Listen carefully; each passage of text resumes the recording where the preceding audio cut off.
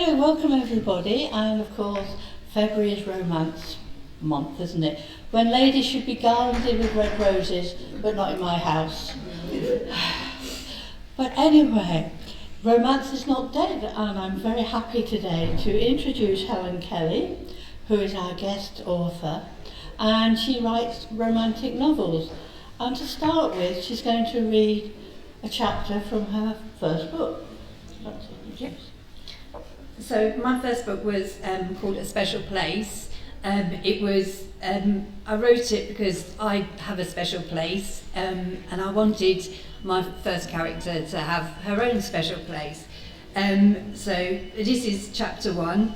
My 25th birthday started with a text from my mum and dad wishing me a happy birthday. Other than the text and 2 birthday cards, it was just a normal day really.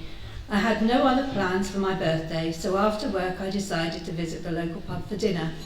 As soon as I walked in through the door of the Green Grove Arms, I felt a sense of calm as the smell of the rustic interior and the heat of the fire enveloped me into like a big hug. The Green Grove Arms was a lovely 18th century building with exposed brickwork and beams. The best thing about the pub was that James was the owner, so I always felt safe on my own there.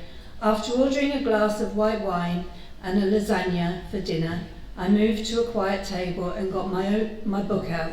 It wasn't too busy tonight. I soon started to relax and ignore the goings-on around me. All too soon, the ferocious 5 walked in.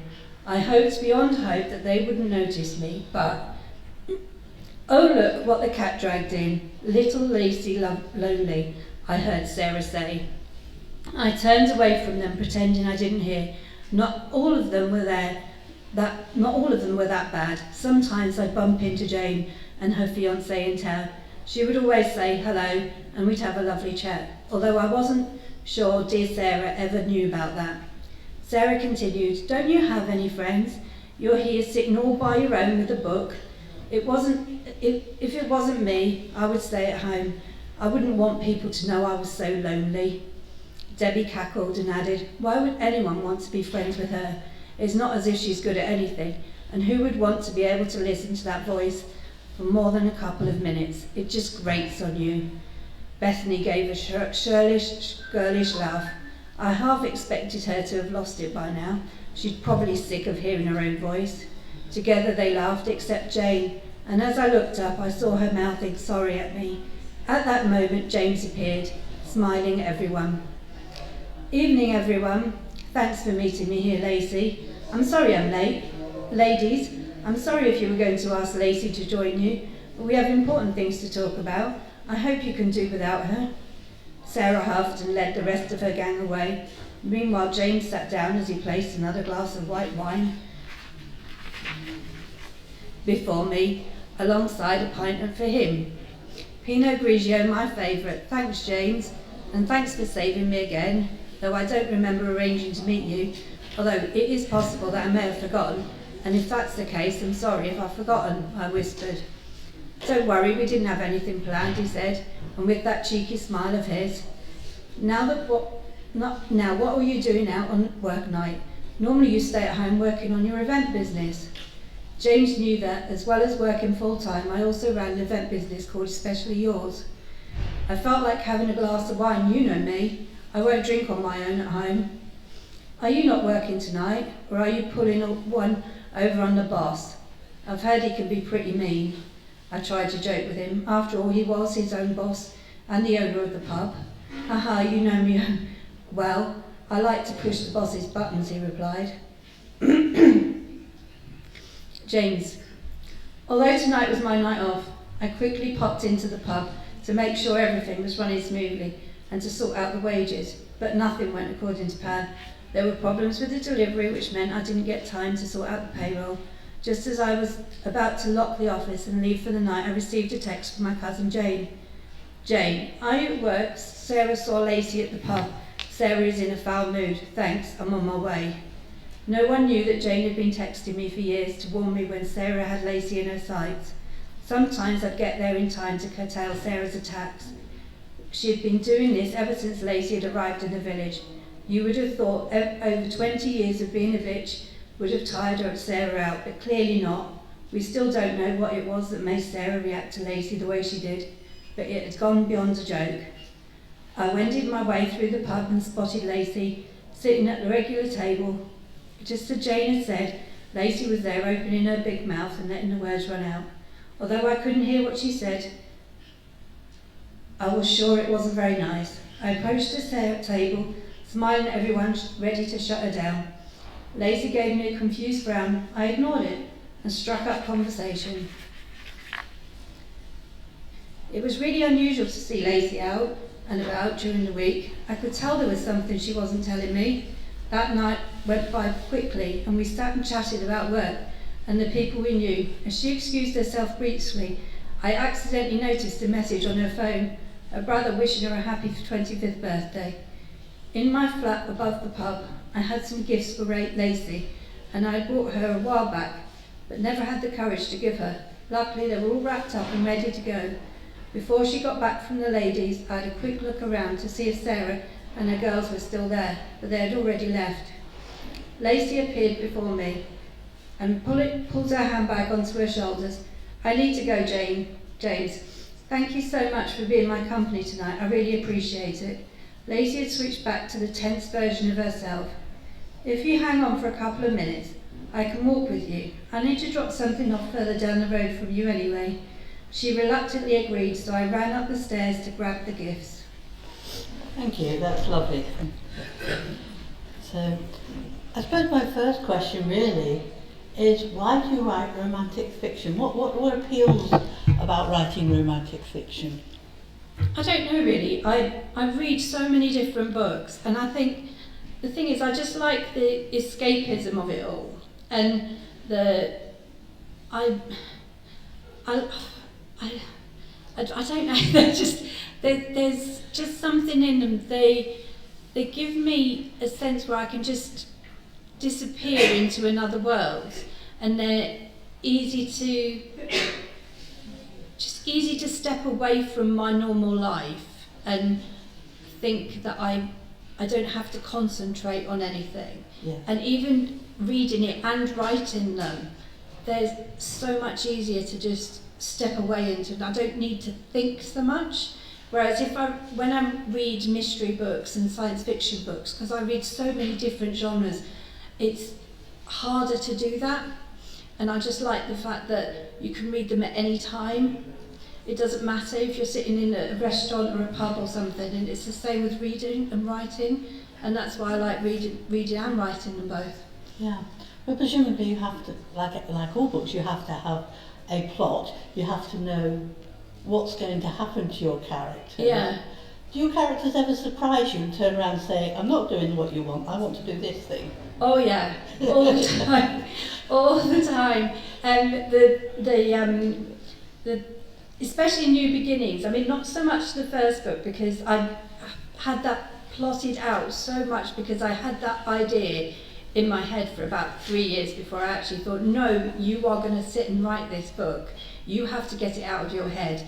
But New Beginnings, it really didn't go the way I thought it was going to go when I started writing it. But yeah, it completely threw me so many times. I was like, where are you going? Stop doing that. But yeah, they just take you on such a completely different journey. And I love research. And I was researching things like how to walk down a hill. I mean, and you think, why are you researching this bit? But the thing is, I wanted to make sure that I was writing how you walk down a hill properly, because I didn't want people to say, that's not how you walk down a hill. That's not how you do it. If you do it like that, you'll fall down. So yeah, they take me on journeys that you just don't know you're going on. I have to confess, in my first ladies book, one of the ladies got stuck in the loo. My husband said, well, how you would rescue somebody who's stuck in the loo. And he had me crawling under a stool to say, look, this is what you would do to make sure. As you say, it's got to be right, hasn't it? It's got to be realistic, even though in some ways it's lovely fantasy. But if you don't get the basics right, the rest of the plot doesn't work. No, and that's the thing. That's one of the things I really like about writing a book is the fact that on my phone is the most bizarrest things that I've been Googling and researching and things like that. And like phoning people up and asking my husband the most weirdest of questions, and he's like, "What are you talking about now?" Because that's the other thing, isn't it? You've actually created a whole village and a whole world of your own. Yeah. Was there a reason for doing that rather than just sort of setting it in Harrogate, for instance? The thing was, when I started writing A Special Place, like I said at the beginning, Lacey's Special Place is actually my special place, which is in Guildford along the banks of the River Way, and it's where I used to spend time when I was 16, and I used to spend my Saturdays when I used to have my lunch when I finished work and that lot, and I used to sit there hidden and nobody knew where I was. That sounds really bad, but I used to hide, and it was nice and quiet, and I used to watch the world go by because I actually really like rivers and waterfalls and things, and there's so many parts of this country that I love, and I wanted to have a little village made up of all those little places, and that's why I wanted to, and we were moving at the time, and we moved to Selby 2 years ago, and so I couldn't really pick a part of, like a place like Harrogate or something, so it was difficult to pick a place that way, so I made my own little village. And in New Beginnings, they go on, it became more, the Greengrove is closely moving towards Yorkshire, trust me, because in the third book, an accident happens to the main character and he gets rushed to Hull Hospital. So it is moving. Greengrove is coming to Yorkshire. Just needs to be built. So yeah, it's kind of moving. It's just got to be built. But yeah, it is coming. We wait to see where it ends up. Yeah, but there are parts of it. But I wanted to have, I have this vision of this lovely little thatched cottage, chocolate box cottages and stuff like that on a river, but yeah, it's like the Greengrove Arms is built in my imagination, and it's based on a pub in Warwickshire where I used to like to go to, on the banks of a river. So my children like to say, "Mum, you're river orientated." I bet there's a river. Well, that's lovely, isn't it? Because the river can become character if you need to, don't you? Yeah. Is the river at Greengrove fast flowing, or is it a bit of more of a stream? It's a sort of, it's quite a slow thingy, but it does have locks, so it's sort of. So it's quite a major river, really, rather than some of the waterways we have around here.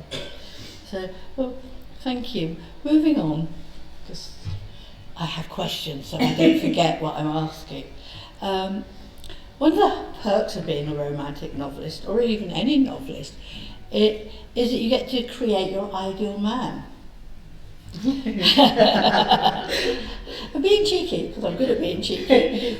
Which of your characters meet that main ideal? Because you've got, obviously in each book there's a female there's a female heroine and there's a hero.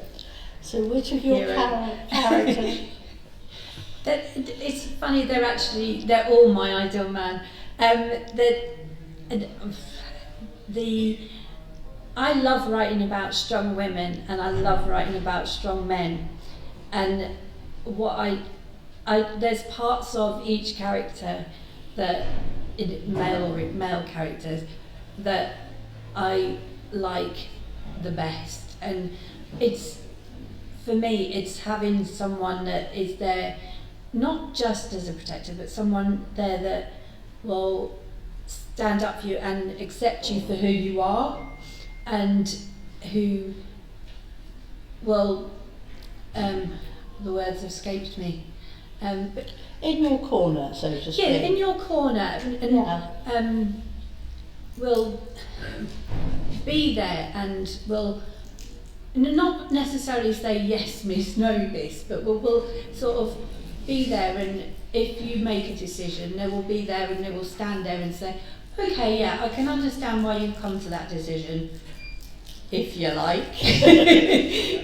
But you said it. Sort of kind of thing.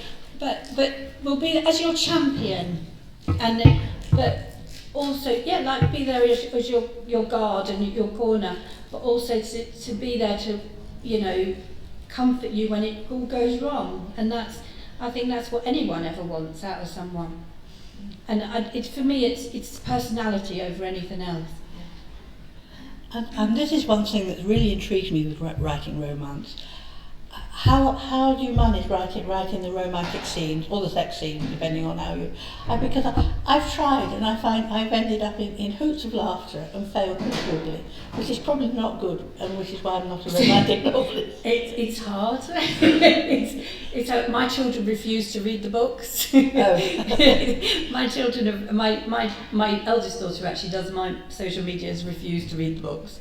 She said, I'm not reading that. Okay. But it is hard. It's that I just sit there and I think, oh, okay, I can read other people's writing, but when I've read mine, I think, okay, I can't believe I've written that. Okay, how many hands have they got? And where's that hand? Where's that arm? Where's that leg? That's why I sit there and I think, oh no, I feel I should draw diagrams to make sure they're all in the right place. But yeah, it is a bit like that. You just sit there and think, oh, okay, right, I'll just get and do this bit now. And I have to wait until I've got the confidence to write those themes. Otherwise, I feel a bit cringy. It's really tough, isn't it? It's probably really the hardest bit of writing. Yeah, I mean, romantic novels, but people expect obviously to be some kind of bodily contact. Yeah. Otherwise, it's a bit dull, really. But yeah, there is actually only one bodily contact scene in my books per book, because I can't. Like you say, people do expect it. Yeah. And there's obviously quite there's a few sort of run-ups. But I can't, maybe as time goes on there'll be quite a lot, but I admire people whose books can be full on all the way through. Unfortunately, I can't do that. If it's any consolation, I know other romantic novelists who actually say writing the sex scenes are incredibly difficult.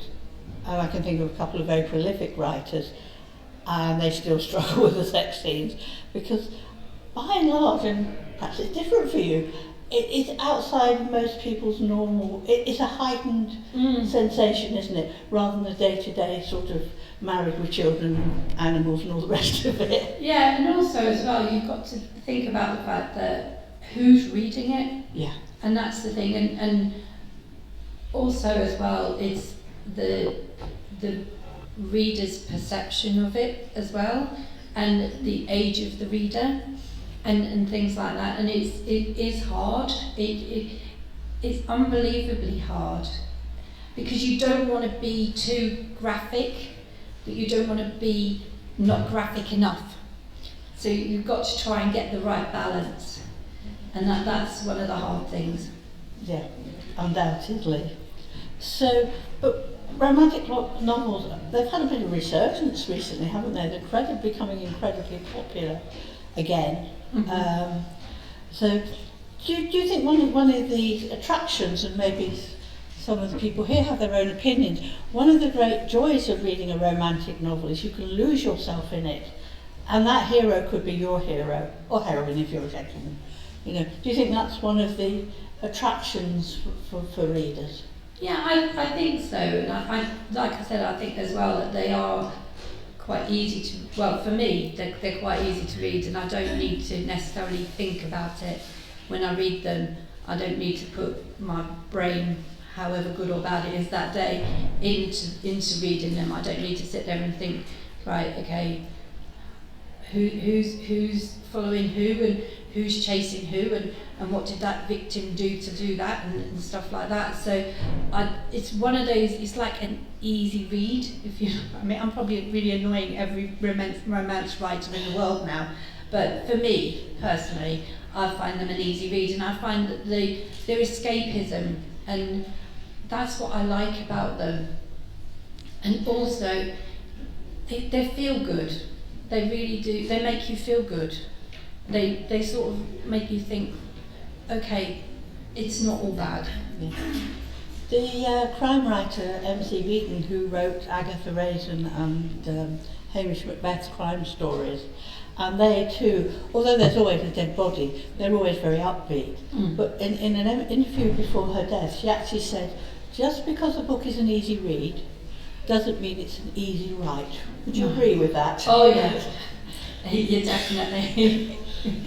Yeah, definitely. I mean, the thing is, they're like I said, the thing is, I love writing, and I write to get the stories out of my head. If I don't, I can't imagine what my head would be like. And also to get, I like to think that people would enjoy my stories. But anyone who thinks writing is easy, it's not. It's really not. It's one of the hardest, and I don't believe that there is any story out there that you could write that would be easy. And a romance story is certainly not an easy story to write. It really isn't. Yeah, and I think worse than that, you write the book and you're thinking, shh, and then you've got all the editing and all the promotion, the marketing, and that's a really hard bit in my opinion. It's lovely to see though when you've got your first book, isn't it? Yeah. That's a real high.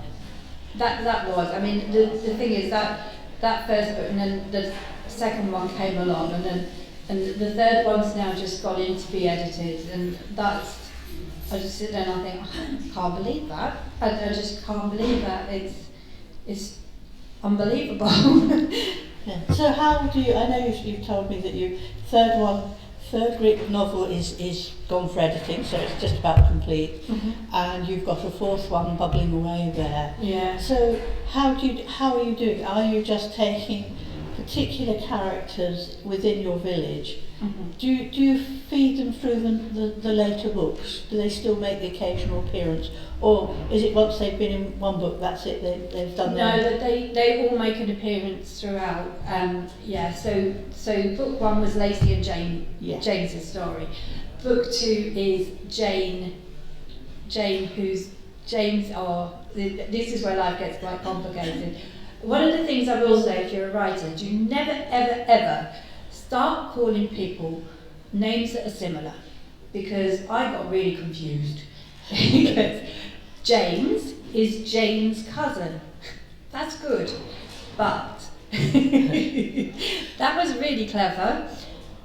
But one of the twins, and one of the group of the Ferocious Five, later on in the story they all separate from Sarah, who's not a very nice person. She moves out of the village.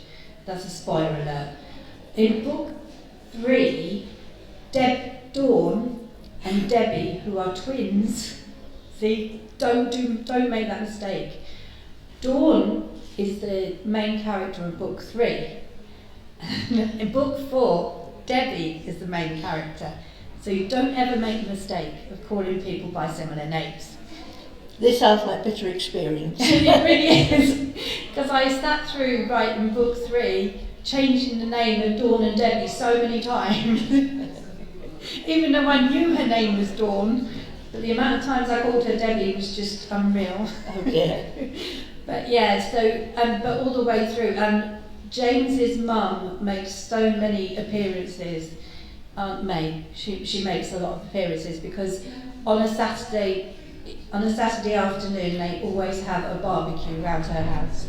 So she's like a linking character for the whole of the village. series. Yeah, she's like the village matriarch. Yes. Yeah. So they normally have a family barbecue, and then once a month there's a big village barbecue that she invites everyone to. so she knows exactly what's going on, which I'm imagining as a writing device is quite useful, because you can always get her to get you out of the hole if you're a bit stuck with characters. Yeah, she's good. I like her. But she's also one of those people you'd love to have in your family. Yes. You know, one of those that you'd love to go and cry to sometimes. Yeah. Rare beings, I suspect. Yeah. But, yeah. So you've got 4 on the way. So how many more are you planning, or are you going to go to something different? At the moment, so I've got 4. Well, the idea for 4 on the way. 4 on the way. I've got 1 more in my head for Green Grove, and 1 other different one. A completely step away from one that is actually sort of like based in Escrick. Oh right, so definitely Yorkshire. Definitely Yorkshire. We like Yorkshire books here. Set in an antique shop in Escrick. There isn't one, but it's set in There one. ought to be. There ought to be. So yeah. Yeah, so right.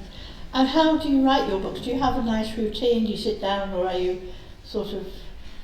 Yeah. Well, I'm not very organised. Other people I know are fantastically organised. I have the idea of having a routine. I unfortunately haven't been that well last year, so my routine that I was getting into flew out the window. But I do tend to I like having a routine. But unfortunately it's sort of dependent health-wise. But the idea is that I do sit down and do at least half a day of writing. And I am impressed. I try and set myself a goal of 2,000 words a day. Wow, do you keep to that largely? Absolutely not. Oh, well, that's a relief. It's a goal that never seems to, but what I did with them, I was really silly. I decided to send my editor just before Christmas a thing saying, when can you fit me in to do editing? And she said, all right, 15th of January. So I said, okay, that's great, thanks. We were talking about the 12th of December. I'd written 30,000 words. I needed to have reached 55,000 words. And I knew we were going away for Christmas, and and I knew I needed to get somewhere near that. So I spent a lot of time doing a lot of writing. So sometimes I do silly things, but I did get it done. And actually, to be fair, I was very proud of what I did do as well. So it wasn't a rush job of, my husband said, is there a lot of ands in that? But no, it did actually make sense. That's splendid. Maybe I work under pressure more than I think. I won't be doing that again. It's not worth the hassle. I had to keep phoning my husband and my daughter and my mum up and going, 40,000 words, 45,000 words. And that's even more impressive when you know Helen is actually dyslexic. Can't even say the word. And that must be quite a barrier as a writer. So who or what helped you overcome this? I don't know really. My stubbornness. I don't know. I wasn't diagnosed as being dyslexic till I was 29. Until that point, I think I was just thick. Although I think my mum would kill me if I said that. So hopefully she's not watching this YouTube video. Well, she probably is, and then I'll get a phone call later. But I just didn't feel that it was something I wanted to do, was to write, but I didn't think I could. And it's every now and then I still have imposter syndrome saying you can't do that, you can't write. So.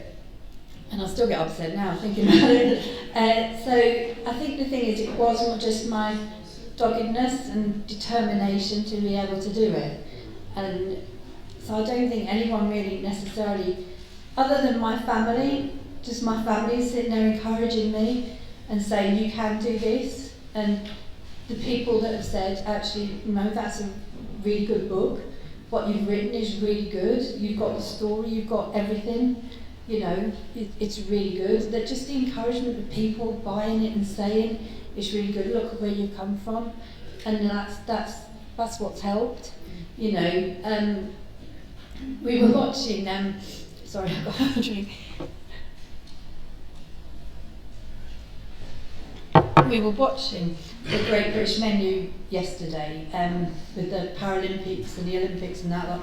And my daughter, who's was saying that if you actually ask a Paralympian, oh, you must be over the moon that you've won this award and that lot, and they say, oh, you know, it was all right, I did what I had to do kind of thing. And she said, you know, that's the difference between a Paralympian and an Olympian. Olympian's like, yeah, I've done really well, whereas a Paralympian's like, oh yeah, you know, I did what I had to do kind of thing. And that's a bit like me. I'm like, I can't believe I've done it, but I did it. Whereas I still can't believe I've done it. Yeah. And I still can't believe I've done it. But you have. But I still have days where I think, but is it good enough? Who knows? But, you know, I've done it. And if you're wondering why I asked such a personal question, I did clear this with Helen first, because people with dyslexia, often, as you said, you don't know about it, you know, or it's not recognised, and you try and hide it, you try and compensate. But she did say she was fine talking about it, because I think for writing in particular, it is a great stumbling block. So, I mean, you've done wonderful to get through it, and I have a son who's dyslexic, so I do know how hard it is. I'm always very honest about my dyslexia. I don't wear it as a badge. I don't sit there and say, oh, I can't spell, I've got dyslexia, so there you go. I try and overcome it. Sometimes it means that people can beat you over the head and say, oh, well, you know, what do you expect? You're dyslexic, kind of thing.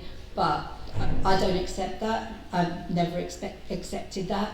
It's the fact that I am dyslexic. That's part of me. But I try my hardest to go through that, like knock down that barrier. But I try my hardest. But sometimes, occasionally, people will hit you over the head with it and say, well, you can't do that, you are dyslexic. And it's like, well, actually, I have done it. But there are times when I sit there and think, maybe they're right. But, you know, I've done it. You've done it several times over. Today I'm in one of those I've done it moods. Tomorrow I might be in one of them, you're right. But today I'm in one of those I've done it moods. So, well, I've done it. It's the ultimate achievement, isn't it? Because lots of people say they want to write books. We've met lots, haven't we? And sometimes they've got wonderful ideas, and you say, well, why don't you? Oh, well, I can't. So the fact that you've got the extra hurdle to get over, and you've done it, and you're writing, say you've got your fourth one coming along, you've got plots for other books. I think that's a pretty good answer to your critics, really. Well, yeah. So to move on from that, what advice would you give anyone who is dyslexic but wants to become a writer? I think my advice has always been, and I wish when I was younger I would have taken notes to this, is write it. Just keep writing. When I was younger, I used to write loads of things about the royal family, because I love research and I love history and stuff, and I used to write loads of things. And even if it interests you, so I get my words muddled up and stuff. If it interests you, write about it. It doesn't matter if I went and looked at something I wrote when I was 12, I wouldn't understand a word of what it said, and I wouldn't expect anyone to, because all the letters are ran the wrong way around and everything. The invention of computers is a wonderful thing, but write it. It doesn't matter if nobody understands it. What matters is that you understand it, and it matters to you, and that's what's important. It's important to you. You need to do something that is important to you, and that's it. That's the most important thing. You need to do something that is important to you, and if writing is important to you, no matter how big or small, do it. Brilliant. And on that, can I ask the audience if you have any questions for Helen? Can I just ask how difficult it was to get your first book published? I self-published my own books. Okay. I decided that couldn't put myself through going through getting an agent and trying to get through to get a contract and stuff. Because it was so late being diagnosed as being dyslexic, my self-esteem is not very high, and being rejected quite a few times wouldn't really do my self-esteem an awful lot. So I, at the moment, self-publish. The book that is set in Escric is, I'm hoping to put forward towards publishers. Right. So now that I've written the Green Growth books, and I've given myself a little bit of a I'm hoping that will go through to publishers. So Good luck with that. thank you. That's what I'm hoping anyway. Thank you. Yes, Fred. Are you a full-time author now? And if so, was it a big leap going into being a full-time author?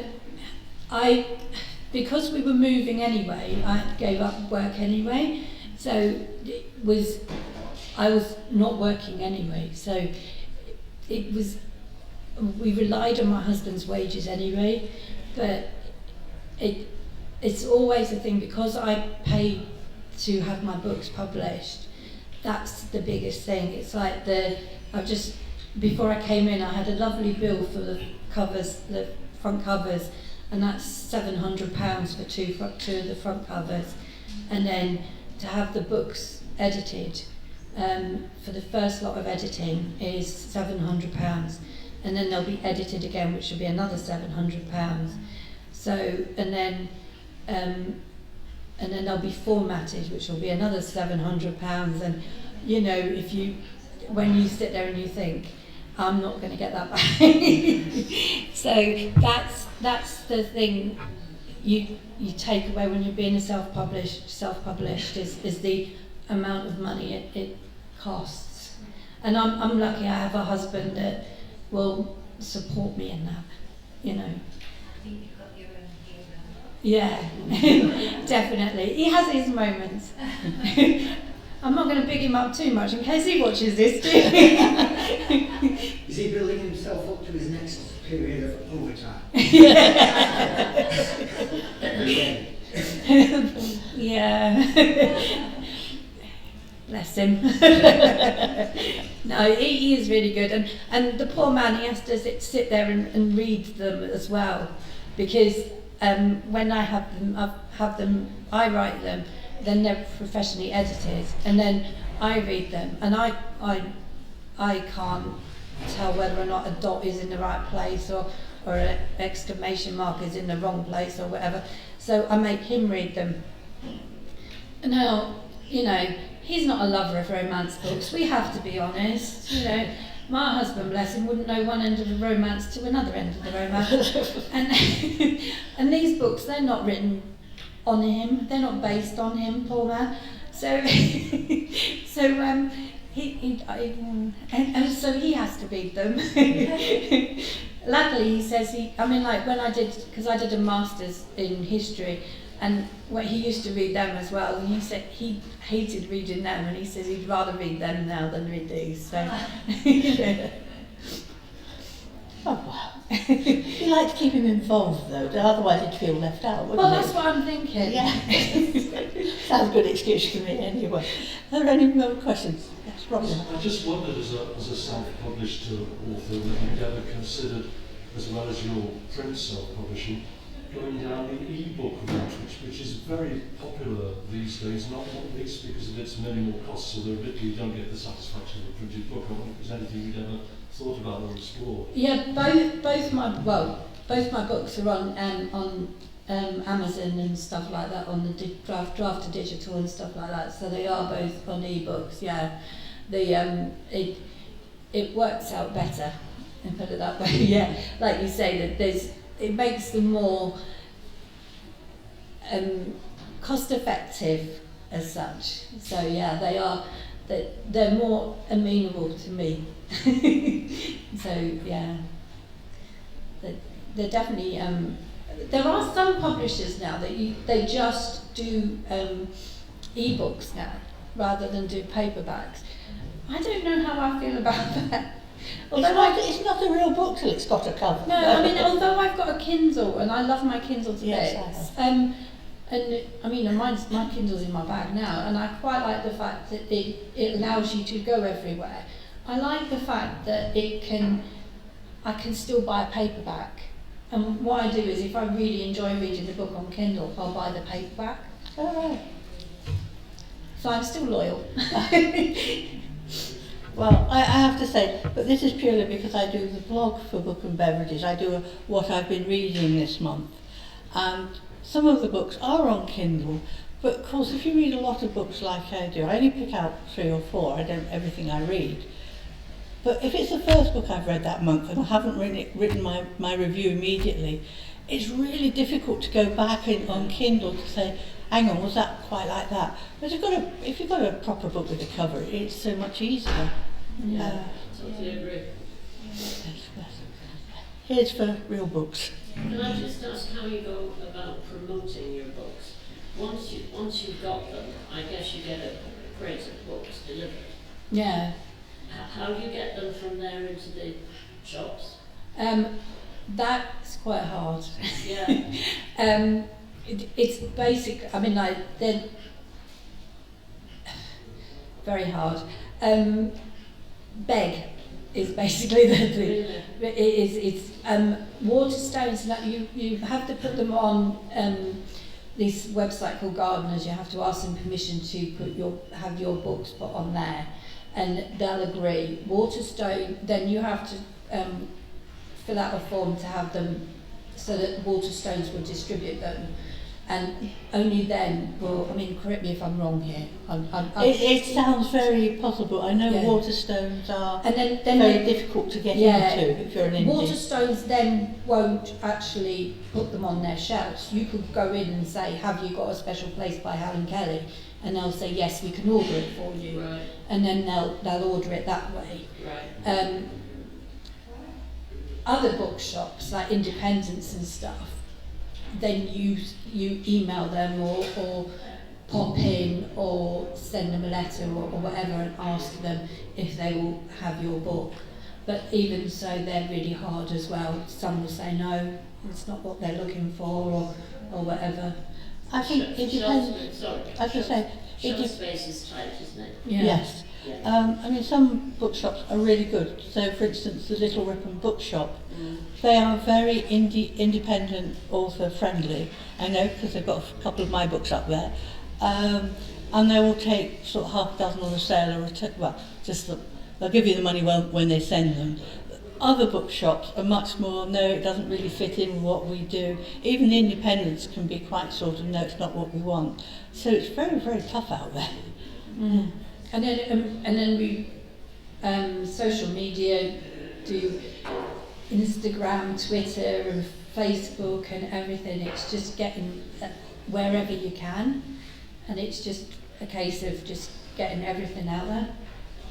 But it's take self-published books. sorry? Do libraries take self-published books? Sometimes, Yeah. sometimes. Through promoting Yorkshire authors. Are you a member of promoting Yorkshire? Yeah. This is for Yorkshire authors, and I know because some of mine went to Bradford Library. Yes, so did mine. Yeah, there you go, both of us. So that was really good, but that's because a couple of the people from promoting Yorkshire authors obviously had a contact and worked really, really hard to have our books there. I know in the past authors have donated their books, as I have, to Harrogate Library, sort of as a free of charge. I'm not sure if we're still doing that. Are they still taking books or not? They'll take one book per author. But even then, that's really hard to get in. I mean, if you can get into a library, big star, that's fantastic. That's really wonderful. But even if you look on the shelves here, the paperbacks and most of these are published through traditional publishers, and you think, gosh, there are so many millions of books out there. You're a small voice fighting your corner, really. Mm. It sounds quite an uphill battle to get published and get on shelves. Yes. You have to have great tenacity, don't you? Yeah, my thing is I'm doing it for me. Yeah. And I think I'm not, I would love to be a millionaire, but I'm not doing it to be a millionaire. I'm doing it because I'm doing it for me. I'd love it if people bought my book. I'd love it if, I would give my books away if people enjoyed them. That's the thing. It would be nice, not necessarily to give them away, but at least to cover the cost of me doing it. And then it's not necessarily the money for me. It's because of the fact that I actually enjoyed writing them, and that's for me why I did it. I would agree with that. I write my books, and I write them because I enjoy doing it, and seeing ideas come to life on the page. That's a really special moment, and I expect it's the same for you, isn't it? Definitely. And that's wonderful. And I'm never going to be a millionaire either, but there's great satisfaction in being able to say, well, I've written that. That's a wonderful feeling. And if your readers, even if it's a very small group of readers, like it, that's even better. And to be able to have a conversation as well with someone who's read something that you've written, and be able to sit there and say, well, how did you get to that point? How did you realise that was going to happen? And I like what that person did, and stuff like that. It's like someone said, on one of the reviews that somebody gave me, I like the way that you did both the male and the female story, and actually you captured the male story really well. And I thought, wow, that's really nice, because I never thought of it like that. But you do, particularly in your first book, don't you? You go from James to Lacey and back again. I do in all of. Is that all of them? Yeah. You use that sort of technique? Yeah, but it never occurred to me, if you see what I mean, that I wouldn't necessarily have done that. You see what I mean? Yes. I'm like, I never thought of that, but yeah. But that's quite a different style to sort of the more traditional, girl meets boy, and there's usually a bit of a fallout and then they get together again, isn't it? Because you're actually looking from both sides of the relationship. But so I'd rather just sort of sell them for £3-4, get my money back, and people enjoy them. But you can't do that. No. Edwin, did you have a question? Yeah, I was wondering, in your opinion, what might be the biggest difference writing romance versus other genres, the biggest challenge? I think it's to get people to take them seriously, in all seriousness. And like you said, people think it's easier to write a romance book. And also to get people to realise that romance isn't necessarily just for women. And I think it's one of those things that is actually, because they're books, they're stories, and they're for everyone. And I think that's the thing. It's this idea that romance is for women and science fiction is for men, and that thing, and it's not true anymore. That all books are for everybody, and that's the thing. And that's my idea. Helen says. And of course you do get male romantic writers now.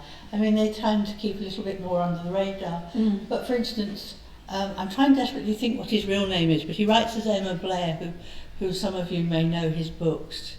And the reason he changed his name to Emma was that he used to write westerns, and like all things fiction, westerns really fell out of favour. They weren't fashionable anymore. So he turned his hand very successfully to writing romance.